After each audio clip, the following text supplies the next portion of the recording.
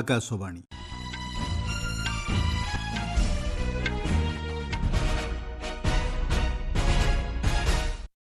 ସମ୍ବାଦ ପଢୁଛନ୍ତି ସତ୍ୟବ୍ରତ ବେହୁରା। ଜନସାଧାରଣଙ୍କ ଜୀବନ ଧାରଣର ମାନରେ ସହଜତା ଆଣିବା ଲକ୍ଷ୍ୟରେ କାର୍ଯ୍ୟ କରୁଛନ୍ତି କେନ୍ଦ୍ର ସରକାର, କହିଲେ ପ୍ରଧାନମନ୍ତ୍ରୀ। 2030 ମସିହା ସୁଦ୍ଧା ଭାରତକୁ E20 ଟ୍ରେନ୍ ଯୋଗାଇଦେବ ଜାପାନ। ପାକ୍ ଅଧିକୃତ ଜମ୍ମୁ କାଶ୍ମୀରରେ ଅଶାନ୍ତ ପରିସ୍ଥିତି ନେଇ ଜାତିସଂଘ ମାନବାଧିକାର ସଂଗଠନର ଉଦ୍ବେଗ ପ୍ରକାଶ। ପଶ୍ଚିମବଙ୍ଗରେ ଆଜି ବିଭିନ୍ନ ପ୍ରକଳ୍ପର ଶିଳାନ୍ୟାସ ଓ ଉଦ୍ଘାଟନ କରିବେ ସ୍ୱରାଷ୍ଟ୍ରମନ୍ତ୍ରୀ।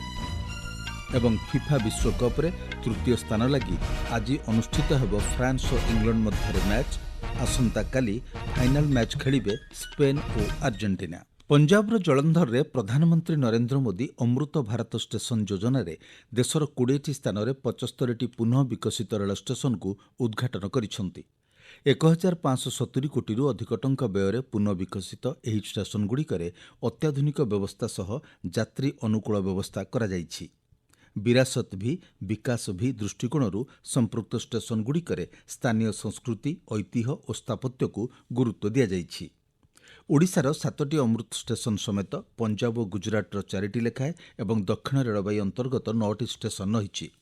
ଏହି ଅବସରରେ ଶ୍ରୀ ମୋଦି ଜଳନ୍ଧରରେ 5470 କୋଟି ଟଙ୍କା ବ୍ୟୟରେ ବିଭିନ୍ନ ରେଳ ଏବଂ ସଡ଼କ ଭିତ୍ତିଭୂମି ପ୍ରକଳ୍ପର ଉଦ୍ଘାଟନ କରିଛନ୍ତି।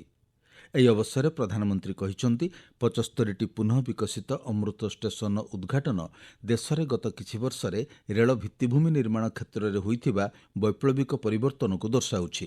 ସେ କହିଛନ୍ତି, ବିଜେପି ନେତୃତ୍ୱାଧୀନ କେନ୍ଦ୍ର ସରକାର ଜନସାଧାରଣଙ୍କ ଜୀବନ ଧାରଣର ସହଜତାରେ ଉନ୍ନତି ଆଣିବା ଦିଗରେ କାର୍ଯ୍ୟ କରୁଛନ୍ତି।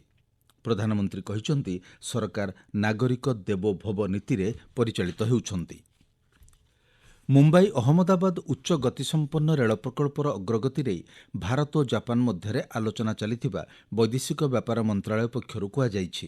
ଏହି ପ୍ରକଳ୍ପ ନେଇ ସାମାଜିକ ଗଣମାଧ୍ୟମର ଏକ ପୋଷ୍ଟ ସମ୍ପର୍କରେ ପଚରାଯାଇଥିବା ପ୍ରଶ୍ନର ଉତ୍ତରରେ ବୈଦେଶିକ ବ୍ୟାପାର ମନ୍ତ୍ରଣାଳୟ ମୁଖପାତ୍ର ରଣଧୀର ଜୟସ୍ୱାଲ କହିଛନ୍ତି, ସମ୍ପୃକ୍ତ ପୋଷ୍ଟ କେବଳ ଜଣେ ବ୍ୟକ୍ତିର ମତାମତ ଓ ସେହି ପୋଷ୍ଟ ସହିତ ପ୍ରକଳ୍ପର ଅଗ୍ରଗତିର କୌଣସି ସମ୍ପର୍କ ନାହିଁ।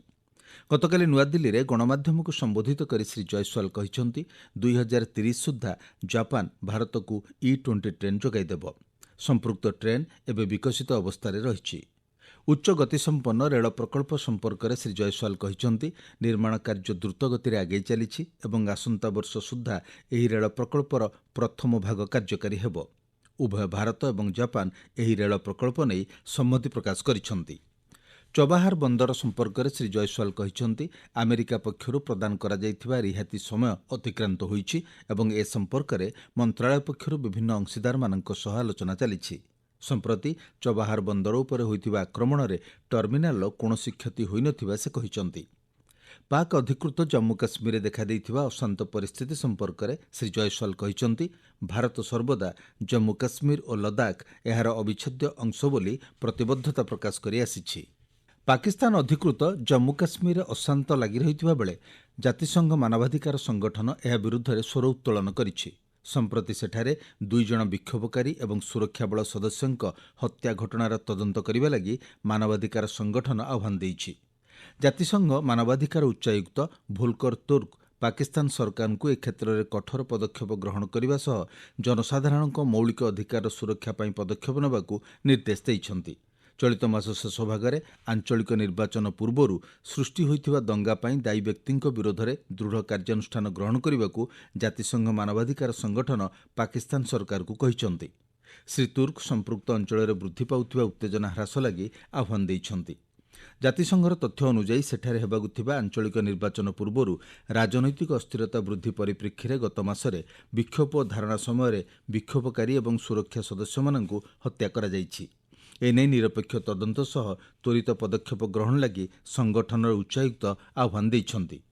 ଅନ୍ୟପକ୍ଷରେ ପାକିସ୍ତାନ ପକ୍ଷରୁ ଜମ୍ମୁ କାଶ୍ମୀର ଯୁଗ୍ମ ଆୱାମୀ ଆକ୍ସନ କମିଟିକୁ ପ୍ରତିବନ୍ଧିତ କରିବା ନିଷ୍ପତ୍ତି ନେଇ ଶ୍ରୀ ତୁର୍କ ଚିନ୍ତା ବ୍ୟକ୍ତ କରିଛନ୍ତି। ଏହି କମିଟି ଜନସାଧାରଣଙ୍କ ମଧ୍ୟରେ ଭୟ ସୃଷ୍ଟି କରୁଥିବା ଅଭିଯୋଗରେ ପାକିସ୍ତାନ ସରକାର ପ୍ରତିବନ୍ଧିତ କରିଥିବା କୁହାଯାଇଛି। ଅନ୍ୟପକ୍ଷରେ ସମ୍ପୃକ୍ତ ଅଞ୍ଚଳରେ ଇଣ୍ଟରନେଟ୍ ଉପରେ କଟକଣା ଜାରି କରିବା ନାଗରିକମାନଙ୍କ ବାକ୍ ସ୍ୱାଧୀନତା ଉପରେ ଅଯଥା ହସ୍ତକ୍ଷେପ ବୋଲି ଶ୍ରୀ ତୁର୍କ କହିଛନ୍ତି। ଆପଣମାନେ ସମ୍ବାଦ ଶୁଣୁଛନ୍ତି ଆକାଶବାଣୀରୁ। ସ୍ୱରାଷ୍ଟ୍ରମନ୍ତ୍ରୀ ଅମିତ ଶାହା ତିନିଦିନିଆ ଗସ୍ତରେ ଯାଇ ଗତକାଲି ପଶ୍ଚିମବଙ୍ଗରେ ପହଞ୍ଚିଛନ୍ତି। ସିଲିଗୁଡିସ୍ଥିତ ବାଗଡୋଗ୍ରା ବିମାନ ବନ୍ଦରରେ ପଶ୍ଚିମବଙ୍ଗ ମୁଖ୍ୟମନ୍ତ୍ରୀ ଶୁଭେନ୍ଦୁ ଅଧିକାରୀ ଶ୍ରୀ ଶାହାଙ୍କୁ ସ୍ୱାଗତ କରିଥିଲେ। ଆଜି ଶ୍ରୀ ଶାହା ଜୁମାଗଜସ୍ଥିତ ସୀମା ସୁରକ୍ଷା ବଳର 8ଦଶ ବାଟାଲିୟନ ପରିଦର୍ଶନ କରି ପ୍ରହରୀ ସମ୍ମିଳନୀକୁ ଉଦ୍ବୋଧନ ଦେବେ। ସେଠାରେ ଶ୍ରୀ ଶାହା ଚାରାରୋପଣ ଅଭିଯାନର ଶୁଭାରମ୍ଭ କରିବେ ଏବଂ ବିଏସ୍ଏଫ୍ ସହ ଜଡ଼ିତ କେତେକ ପ୍ରକଳ୍ପର ଶିଳାନ୍ୟାସ ଓ ଉଦ୍ଘାଟନ କରିବାର କାର୍ଯ୍ୟକ୍ରମ ରହିଛି। ଏହି ଅବସରରେ ଶ୍ରୀ ଶାହା ବିଏସ୍ଏଫ୍ ଅଧିକାରୀମାନଙ୍କ ସହ ଆଲୋଚନା କରିବେ। ପରେ ଶ୍ରୀ ଶାହା ସିଲିଗୁଡ଼ିର ଉତ୍ତର କନ୍ୟାରେ ଏକ ଉଚ୍ଚସ୍ତରୀୟ ବୈଠକରେ ଅଧ୍ୟକ୍ଷତା କରିବେ। ବୈଠକରେ ପ୍ରଶାସନିକ ସମସ୍ୟାର ସମୀକ୍ଷା କରାଯିବା ସହ ନୂଆ ଅପରାଧିକ ଆଇନର କାର୍ଯ୍ୟକାରିତା ନେଇ ବିସ୍ତୃତ ଆଲୋଚନା କରାଯିବ। ବିଶେଷକରି ପଶ୍ଚିମବଙ୍ଗରେ ଜନ୍ମ ଏବଂ ମୃତ୍ୟୁ ସମ୍ବନ୍ଧୀୟ ପଞ୍ଜୀକରଣ ନେଇ ସମୀକ୍ଷା କରାଯିବ ବୋଲି ଜଣାପଡ଼ିଛି। ସନ୍ଧ୍ୟାରେ ଶ୍ରୀ ଶାହା କୋଲକାତା ଅଭିମୁଖେ ଯାତ୍ରା କରିବେ। ଆସନ୍ତାକାଲି ଶ୍ରୀ ଶାହା ରାଜ୍ୟର ଆଇନ ଶୃଙ୍ଖଳା ପରିସ୍ଥିତି ନେଇ ଏକ ଉଚ୍ଚସ୍ତରୀୟ ବୈଠକରେ ଅଧ୍ୟକ୍ଷତା କରିବେ। ଏହି ଅବସରରେ ଶ୍ରୀ ଶାହା କୋଲକାତାର ରାଷ୍ଟ୍ରୀୟ ପାଠାଗାରରେ ନବନିର୍ମିତ ଶବ୍ଦ ସଂଗ୍ରହାଳୟର ଉଦ୍ଘାଟନ କରିବା ସହ ଅମୁଲ ବେଙ୍ଗଲ ଡାଏରୀର ଦହି ପ୍ରସ୍ତୁତି କାରଖାନାର ଶିଳାନ୍ୟାସ କରିବେ। ପ୍ରକୃତି କି ବାତ୍ ଆକାଶବାଣୀ କେ ସାଥ୍ ଧାରାବାହିକ କାର୍ଯ୍ୟକ୍ରମର ଅଂଶସ୍ୱରୂପ ଆଜି ପଣ୍ଡ ମ୍ୟାନ୍ ଭାବେ ପରିଚିତ ରାମବୀର ତନୱରଙ୍କ ସହ ସାକ୍ଷାତ ଆଲୋଚନା ପ୍ରଚାର କରାଯିବ। ଶ୍ରୀ ତନୱର ଜଳ ସଂରକ୍ଷଣ ଏବଂ ଜଳାଶୟର ପୁନରୁଦ୍ଧାର ଉପରେ ବ୍ୟାପକ ଭାବେ କାର୍ଯ୍ୟ କରିବା ସହ ଲୋକମାନଙ୍କୁ ଏ ଦିଗରେ ଉତ୍ସାହିତ କରିଆସୁଛନ୍ତି। ଏହି କାର୍ଯ୍ୟକ୍ରମ ଆଜି ସକାଳ 9:10 100.1 ଆକାଶବାଣୀ ଗୋଲ୍ଡ ଚ୍ୟାନେଲରେ ପ୍ରଚାର କରାଯିବ। ନ୍ୟୁଜ୍ ଅନ୍ ଏଆଇଆର୍ ଆପ୍ ଏବଂ news on AIR official YouTube ଚ୍ୟାନେଲରେ ମଧ୍ୟ ଏହି କାର୍ଯ୍ୟକ୍ରମ ପ୍ରସାରିତ ହେବ। ପ୍ରଧାନମନ୍ତ୍ରୀ ନରେନ୍ଦ୍ର ମୋଦି ଗତକାଲି ଆଭାସୀ ଜରିଆରେ ଅମୃତ ଭାରତ ଷ୍ଟେସନ ଯୋଜନା ଅଧୀନରେ ପୁନଃ ବିକଶିତ ଚେନ୍ନାଇ ପାର୍କ ରେଳ ଷ୍ଟେସନର ଉଦ୍ଘାଟନ କରିଛନ୍ତି। ଏହି ଐତିହାସିକ ରେଳ ଷ୍ଟେସନ ଭାରତର ପ୍ରଥମ ବିଦ୍ୟୁତ୍ ରେଳ କରିଡର ଭାବେ 1931 ମସିହାରେ କାର୍ଯ୍ୟାରମ୍ଭ କରିଥିଲା। ତାମିଲନାଡୁ ରାଜ୍ୟପାଳ ଦାୟିତ୍ୱରେ ଥିବା ରାଜେନ୍ଦ୍ର ବିଶ୍ୱନାଥ ଆର୍ଲେକର ଏହି ଅବସରରେ ଉପସ୍ଥିତ ଥିଲେ। ସମ୍ପୃକ୍ତ ରେଳ ଷ୍ଟେସନର ପୁନଃ ବିକାଶ ଲାଗି 14 କୋଟିରୁ ଅଧିକ ଟଙ୍କା ବ୍ୟୟ କରାଯାଇଛି। ପୁନଃ ବିକଶିତ ଷ୍ଟେସନରେ ଆଧୁନିକ ଟିକେଟ୍ କାଉଣ୍ଟର, ବିଶ୍ରାମାଗାର, ସିସିଟିଭି କ୍ୟାମେରା ଓ ସୌନ୍ଦର୍ଯ୍ୟକରଣ କରାଯାଇଛି। ପାନାମାର ବୈଦେଶିକ ମନ୍ତ୍ରୀ ଜାଭିୟର ଏଡୱାର୍ଡୋ ମାର୍ଟିନେଜ୍ ଆଚା ବାସ୍କେଜ୍ ଆସନ୍ତାକାଲିଠାରୁ 5 ଦିନିଆ ଭାରତ ଗସ୍ତରେ ଆସିବେ। ଗସ୍ତ କାଳରେ ଶ୍ରୀ ବାସ୍କେଜ୍ କେନ୍ଦ୍ର ବାଣିଜ୍ୟ ଓ ଶିଳ୍ପ ମନ୍ତ୍ରୀ ପୀୟୂଷ ଗୋୟଲଙ୍କ ସହ ସାକ୍ଷାତ ଆଲୋଚନା କରିବାର କାର୍ଯ୍ୟସୂଚୀ ରହିଛି। ସେ ମଧ୍ୟ ବୈଦେଶିକ ବ୍ୟାପାର ମନ୍ତ୍ରୀ ଡକ୍ଟର ଏସ୍ ଜୟଶଙ୍କରଙ୍କ ସହ ଆଲୋଚନା କରିବେ ବୋଲି ଜଣାପଡ଼ିଛି। ଭାରତୀୟ କ୍ରିକେଟ୍ ଖେଳାଳି ରୋହିତ ଶର୍ମା ଆନ୍ତର୍ଜାତିକ କ୍ରିକେଟ୍ରୁ ଅବସର ଗ୍ରହଣ କରିବା ନେଇ ଗଣମାଧ୍ୟମରେ ପ୍ରସାରଣ ହେଉଥିବା ସମ୍ବାଦକୁ ଭାରତୀୟ କ୍ରିକେଟ୍ କଣ୍ଟ୍ରୋଲ ବୋର୍ଡ ବିସିସିଆଇ ଭିତ୍ତିହୀନ ବୋଲି କହିଛି। ଆସନ୍ତାକାଲି ଲଣ୍ଡନର ଲର୍ଡସଠାରେ ଚଳିତ କ୍ରିକେଟ୍ ସିରିଜ୍ର ଇଂଲଣ୍ଡ ବିପକ୍ଷରେ ତୃତୀୟ ତଥା ଅନ୍ତିମ ଦିନିକିଆ ମ୍ୟାଚ୍ ଖେଳିବା ପରେ ମଧ୍ୟ ସେ ଭାରତ ପାଇଁ ଖେଳ ଜାରି ରଖିବେ ବୋଲି ବିସିସିଆଇ ସ୍ପଷ୍ଟ କରିଛି। ବିସିସିଆଇ ସଚିବ ଦେବଜିତ୍ ସାଇକିଆ ରୋହିତ ଶର୍ମାଙ୍କ ଆନ୍ତର୍ଜାତିକ କ୍ରିକେଟ୍ରୁ ଅବସର ନେଇ ସୃଷ୍ଟି ହୋଇଥିବା ଗୁଜବକୁ ଖଣ୍ଡନ କରିଛନ୍ତି।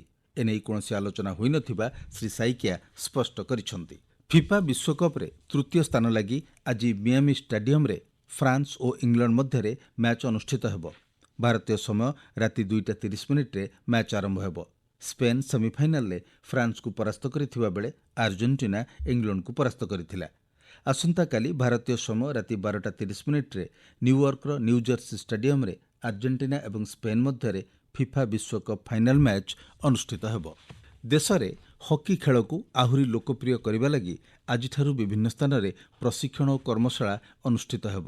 ପ୍ରତିଯୋଗୀମାନଙ୍କୁ ଆନ୍ତର୍ଜାତିକ ସ୍ତରର ପ୍ରଶିକ୍ଷଣ ପ୍ରଦାନ କରିବା ଏବଂ ଏହି ଖେଳରେ ଜଡ଼ିତ କୌଶଳ ସମ୍ପର୍କରେ ଅବଗତ କରାଇବା ଲାଗି କର୍ମଶାଳା ଓ ପ୍ରଶିକ୍ଷଣର ଆୟୋଜନ କରାଯାଇଛି।